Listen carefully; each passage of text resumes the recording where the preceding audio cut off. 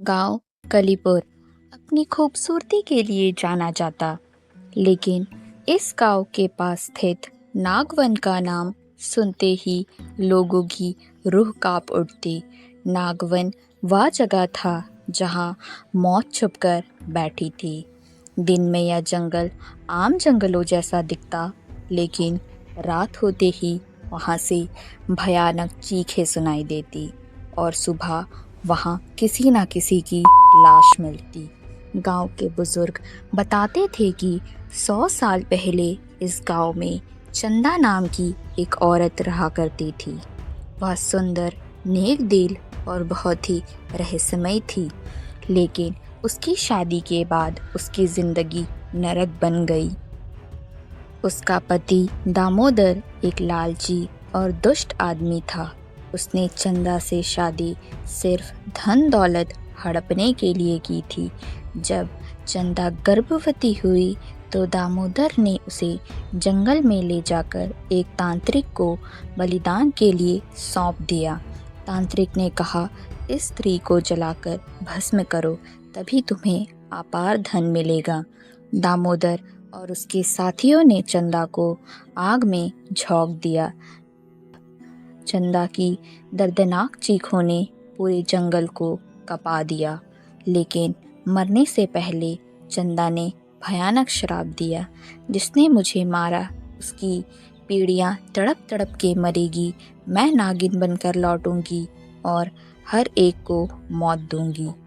उस रात के बाद जंगल में एक विशाल नागिन देखी जाने लगी।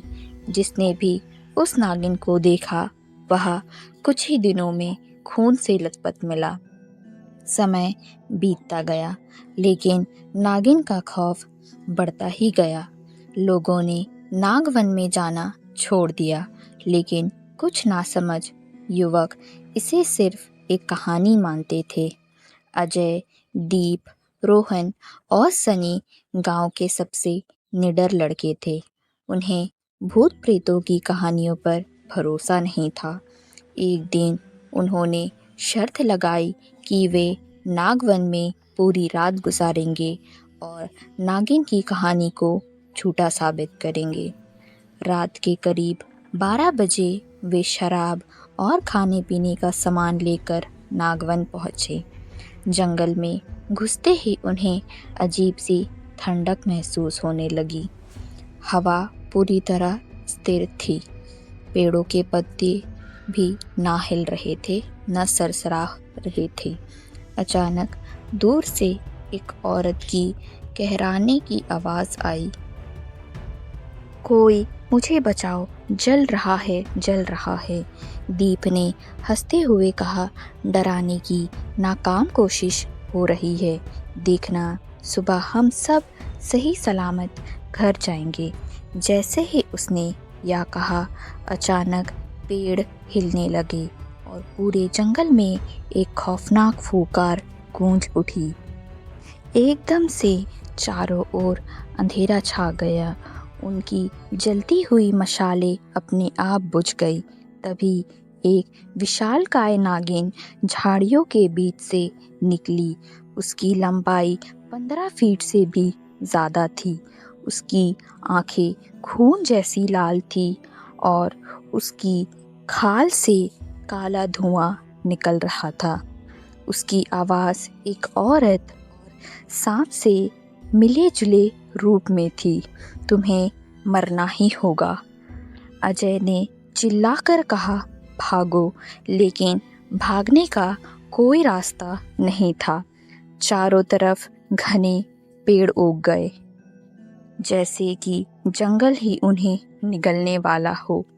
अचानक नागिन ने दीप पर हमला किया। उसकी पूंछ इतनी ताकतवर थी कि उसने दीप की पूरी बॉडी चीर कर रख दी। उसकी आंतें बाहर आ गई और उसकी आंखें फटी रह गई। रोहन ने कांपते हुए अपनी जेब से तांत्रिक ताबीज़ निकाला, लेकिन जैसे ही उसने उसे नागिन की तरफ बढ़ाया, नागिन ने एक जोरदार फुकार मारी और ताबीज़ दूर से जलने लगा। सनी और अजय ने भागने की कोशिश की, लेकिन उनके पैर जमीन में धंसने लगे। उनके चारों ओर सैकड़ों छोटे सांप निकल आए और उनके शरीर पर रेंगने लगे। तभी नागिन ने अपना विशाल मुंह खोला, एक ही झटके में सनी का सिर काटकर निगल लिया। अजय रोते हुए नागिन के सामने गिर पड़ा। मुझे मत मारो, मुझे छोड़ दो। नागिन हंसी।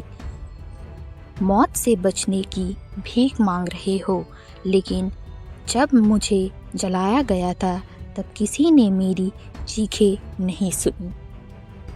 अगले ही पल अजय को पूरी शरीर हवा में उड़ गया और देखते ही देखते वह धू धू कर जलने लगा, ठीक वैसे ही जैसे चंदा को जलाया गया था। अजय और उसके दोस्तों की लाश गांव में मिली। उनके चेहरे पर खौफ और शरीर पर सांपों के दांतों के निशान थे। गांव में हाहाकार मचा गया।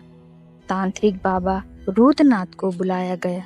उन्होंने कहा, नागिन को रोकने का सिर्फ एक ही उपाय है, चंदा की आत्मा को मुक्ति दो।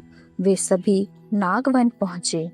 तांत्रिक ने पवित्र मंत्रों का जाप शुरू किया, लेकिन जैसे ही पूजा शुरू हुई, धरती कांपने लगी। नागिन फिर प्रकट हुई, लेकिन अब वह आग में जलती हुई महिला के रूप ले चुकी थी। तुम मुझे मार नहीं सकते, मैं बदला लेकर रहूंगी, उसने चीखते हुए कहा। तांत्रिक ने आखिरी मंत्र पढ़ा और पवित्र राख नागिन की ओर फेंक दी। अचानक नागिन ने एक भयंकर चीख मारी और उसका शरीर जलकर राख में बदल गया। चंदा की आत्मा रोते हुए प्रकट हुई और बोली, अब मैं मुक्त हूँ, और फिर आसमान में विलीन हो गई। गांव के लोग मानते हैं कि नागिन का अंत हो चुका है, लेकिन आज भी पूर्णिमा की रात अगर कोई नागवन के पास जाता है तो उसे एक औरत की कहराने की आवाज़ सुनाई देती है, कोई मुझे बचाओ, जल रहा है। शायद नागिन अब भी वही है।